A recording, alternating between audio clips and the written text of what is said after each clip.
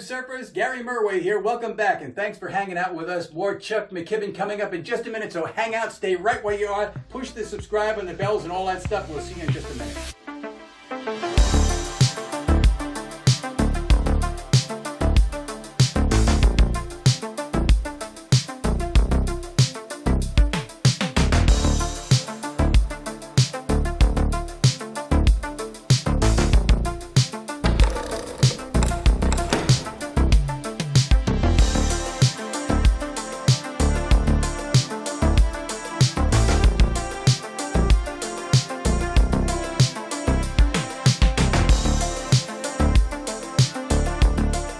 Travelers, we're here today to visit again with my good friend Chuck McKibben.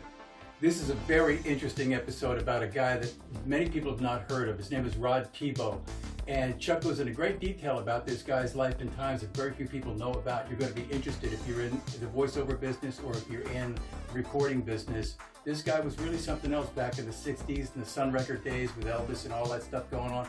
He did some fabulous things, and the only time I've ever heard about Rob Thibault was through Chuck McKibben. So there's not a lot about him on the internet. If you can find it, I'm looking to hear about it. So let us know. Get back to us with it. And if you please subscribe and all that stuff and ring the bells, and we'll be happy and you'll be happy. So hang around. More Chuck McKibben. Here we go. So now he's telling me that he regularly meets all these stars. He goes to their home, but he can't drive anymore. So do I have wheels? Oh, well, yeah, I got my Barracuda. Okay, great. The first thing we do is go out to Malibu a few days later. He has me take him out to James Whitmore's house. Now, Whitmore was a big star. He was a genuine movie star of the 40s, 50s. And he's got his Malibu beach house. Hey, Rod, old buddy, come on in. We got a stereo to put in, and we put in a $50,000 stereo. Okay, so he knows one star. Now he's telling me about all these other big stars, and so I'm a studio bum. You know, I'm coming there for no money, giving him a ride. He literally gives me the shirt off his back. One night, he takes me to supper. It's a little chilly in the restaurant, and I'm wearing a short-sleeve shirt. He says, "McKibben, sir, here, I don't need this shirt." He takes his shirt off and puts it on me. That's the kind of guy he was. He didn't have anything to eat because, in fact, he was a terrible businessman and he had no money at all. And he was always doing favors for people and always giving away everything he owned in his life. He lived for other people. He'd been a big deal in Nashville. He had a picture which he claimed was at Sun Studios with all, the rockabilly stars, and that he was a guitar player there. It turns out that was true. That was actually true. He's on some of the Elvis records from Sun. A really great guitar player, but he had a career-ending injury to his arm, grisly injury, and he couldn't play anymore. So he becomes just a recording engineer and producer. All the big stars were coming to this dump of a studio because audio didn't have to be done in a showcase. It didn't have to be done in a fancy room. And they loved this man. Everybody just adored this man. And he was, in fact, the audio engineer, consulting engineer for building and maintaining the Mel Blanc studio, which started in Hollywood at a place called, I forget the name of it now. But anyway, it was kind of a dump originally.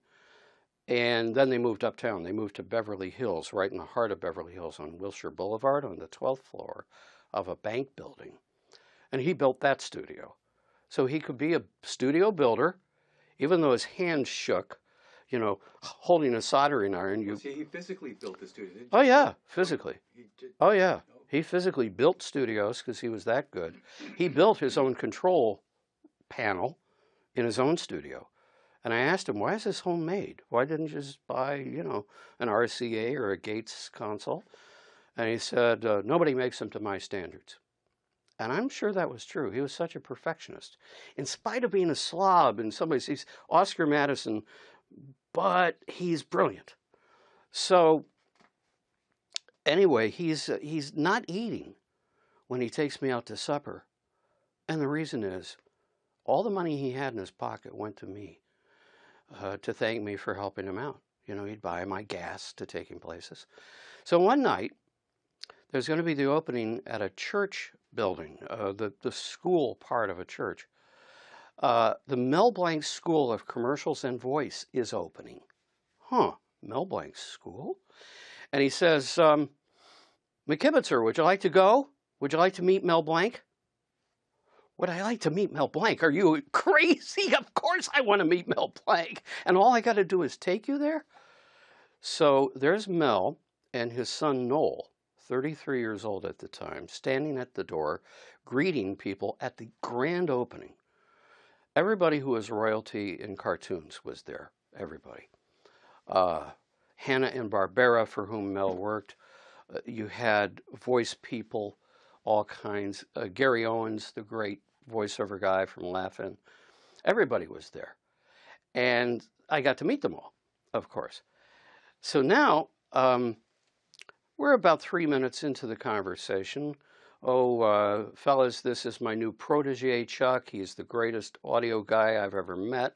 He'd never seen me work. He didn't know whether that was true or not. And so we carry on that way. And Noel says to me, well, young man, if you're half as good as our friend says you are, we have a job for you tonight. We need a tape operator, simple little tape recorder, in my dad's classroom. I said, oh, that's interesting. What does it pay? He said, it's $10 for the night, and you'll be here at least till 11. I said, okay, that's fine with me, Rod. Is it okay with you? You want to stay till the end? He said, sure. McKibben, sir, you're going to be working for Mel Blanc. I said, yeah, I am, aren't I? I can say I've been employed by Mel Blanc. This is mind-blowing, right? Yeah. And all because I knew Rod and because everybody loved Rod. So I stay the night, and it's fascinating. I meet so many important people. I meet Friz Freleng, one of the major producers at Warner Brothers, for instance. His name is legendary among all the producers they had for Looney Tunes. And other directors were there. I mean, Mel was loved by everybody, and they were all there as guests. People from TV, Jesse White, the Maytag repairman, he was there. People like that, you know, again, faces you knew, maybe you didn't know their names, but well-known TV actors and so forth. So it was an amazing night, and it's a heady experience that I don't even remember much of it. I don't remember hardly being in the classroom because I was just so starstruck. So this became a regular every Monday thing, and I could really use the $10 extra. So I'd show up at the church, at 6 o'clock and stay there till midnight. And eventually I became the director of the school's operations. Wait, these stars were showing up at these classes? Yeah, some of them taught, because actors could always use more money, let's face it. Yes. Peter Leeds was one of our teachers. Now, you don't know the name, but you saw Peter on every single Bob Hope special ever. He was second banana to Bob Hope. He always played a straight man to Hope's comic, and the face was instantaneously recognizable. Peter Leeds did over 3,000 commercials, many on camera. He was ubiquitous in movies and TV shows in the 60s, the 70s. And he's teaching. Well, why not? He's a working actor, and I'm sure that the money came in handy, even for a guy like that. I found out one of the truths about Hollywood, which is that being famous doesn't equate to being rich. I went to Peter's apartment one day. He drove an old beat-up Chevrolet. His car was no better than mine. And he lived in a very modest apartment. Hardly glamorous, hardly spectacular at all. And I realized, it's a job. You don't necessarily, unless you're Bob Hope, you're not making the millions and millions of dollars. And that tended to be true for Mel, too, which I found out later. Anyway, I was with Mel for probably 2 to 3 months every Monday night. And then they came to me and said, by the way, there's an opening at the studio for an assistant production director. Would you be interested? Again, are you crazy? Would I be interested? Can I start now? Like this minute?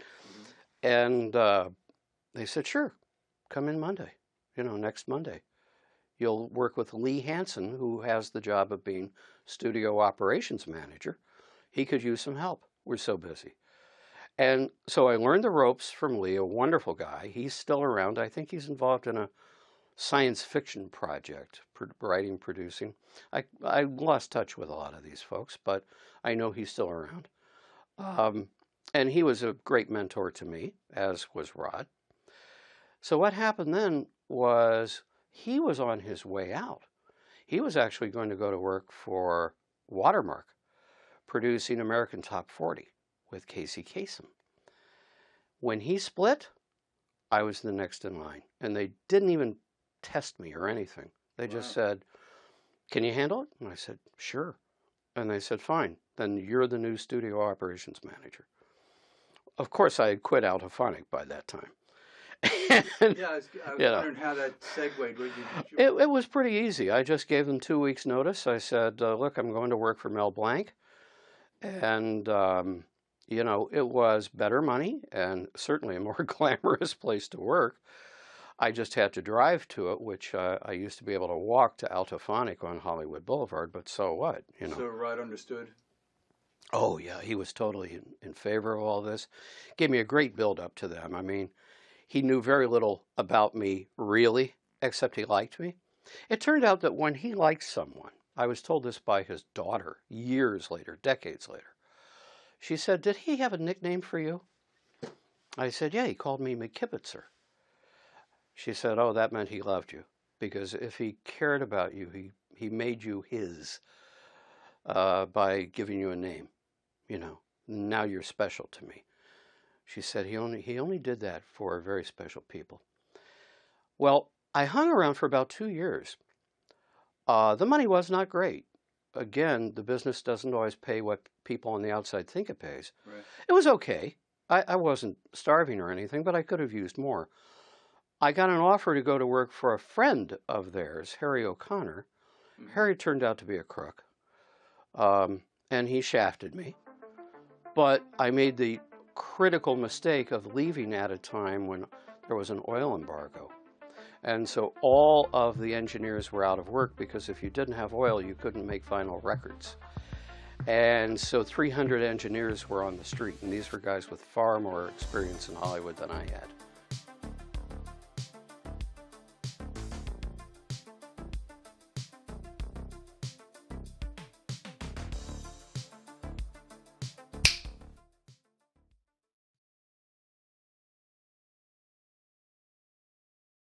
We're doing a video?